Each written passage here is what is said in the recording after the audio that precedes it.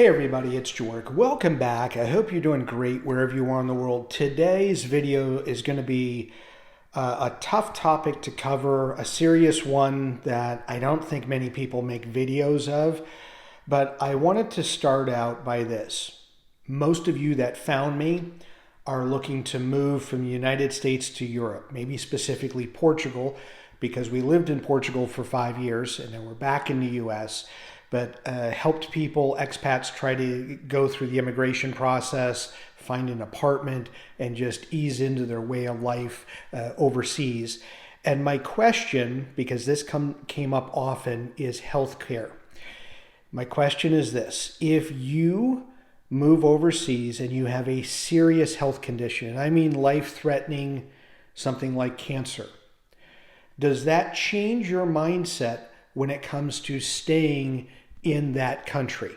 So it doesn't matter where you're from and where you're going to, but I'm going to give you a scenario, talk through it, and I want to get your opinions and your feedback and comments. Hopefully we can get some discussions going as to what you would do if something really bad happened while you were living overseas. So many of us that are specific to the United States talk about the incredible cost of healthcare. And for those of you that don't live in the US, if you're wondering why a lot of Americans complain about the healthcare or are looking to move abroad, it's because it's the number one reason why retirees go bankrupt. In fact, not only retirees, it's now, I believe, the number one reason why anyone will go bankrupt in the United States is healthcare costs for themselves and their loved ones, just how much in premiums are, or things that may not be covered, or having just how much things cost that are covered. So this scenario here is a couple, married couple, moved from the United States to Portugal. They're a year older than me. I'm 53, they're 54. They both have cancer, and unfortunately, and had it for about a year now, I believe, maybe a little over a year, and they're fighting through it. And the interesting thing is, one of the reasons that they retired and moved to Portugal and to move overseas, not specifically Portugal, but to move away from the US, is to be in a place where the healthcare system was more affordable.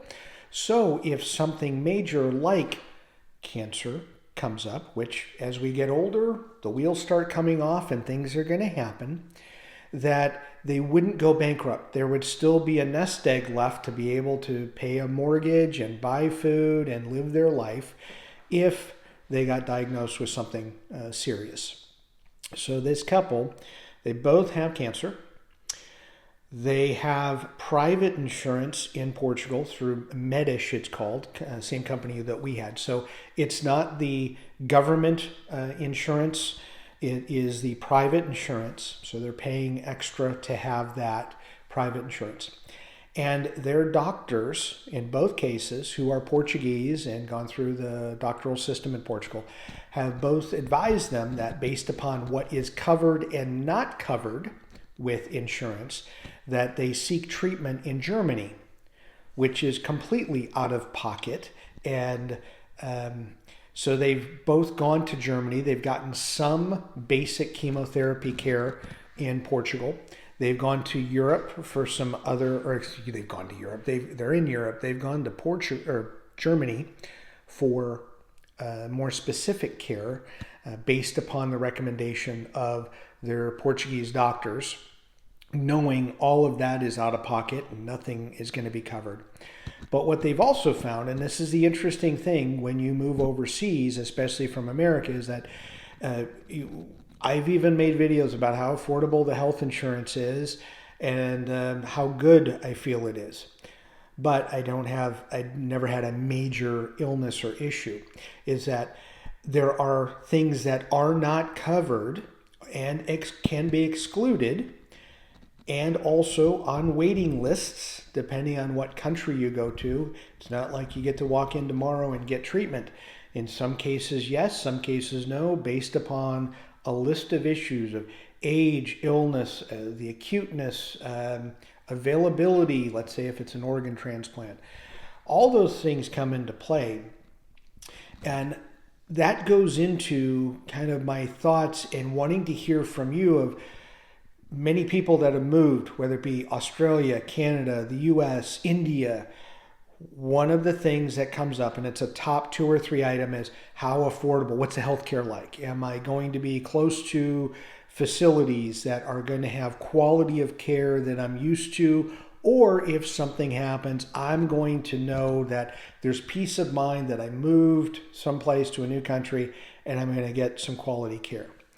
And I also want to preface this by saying this is nothing against Portugal. We loved being in Portugal, and this isn't anything about the Portugal healthcare system.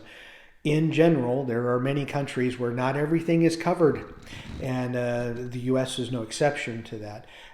But I think specific to those of you that are from the U.S., you have now lived for the last 14 years with no exclusions or pre-existing limitations and or pre-existing conditions.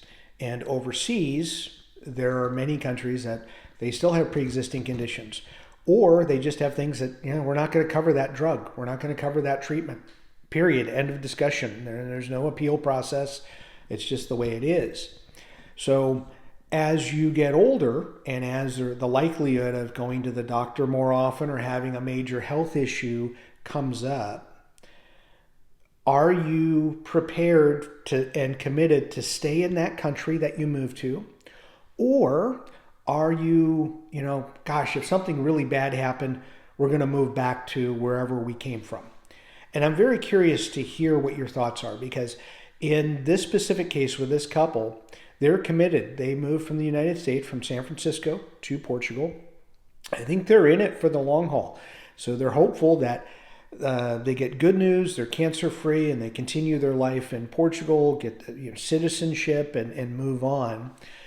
But there are other people who have had health scares that I've met that moved Germany, France, Australia, New Zealand, and based upon having a health issue happen to them or their partner or their spouse, they made a decision to move back to wherever their home country was. And part of it was to be around family and friends in case this was, I'll say, the end or the last few years of one's life, or if something major was going to happen, they wanted to be around family or friends. The other part of that was they knew the devil that they knew, meaning they moved back to the U.S. and they knew insurance was astronomical, but they at least knew the healthcare system. So they had an idea of what they could get, what they couldn't get, what's offered, what's excluded. Or a couple of friends that have moved back to Canada, moved back to Montreal, because they felt like they at least knew the Canadian system and they felt like they could navigate that better than the system that was in Spain. Not right or wrong. It's just, I'm curious about that because, again, knock on wood, we didn't have major issues when we lived in Portugal. But when we retire, which hopefully we will do, within, let's say, the next 10 years, if we look to move someplace, it's going to be one of our top questions again of what's the healthcare like and what are we getting into? And along with that, if something does happen, are you committed? Do you feel like, what, I made this decision, I made my bed, we're in this country, we're going to take advantage of whatever's out there and we're going to utilize the medicine that is offered in that particular country? Or will you decide to move back? I'm very curious. I don't know what we would do.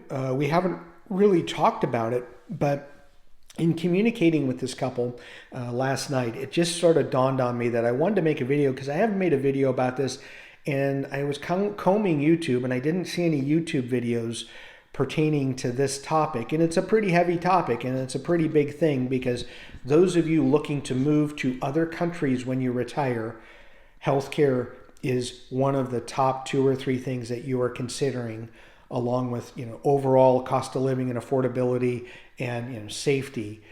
And I'm just curious what your thoughts are. I'd really love to hear your comments below.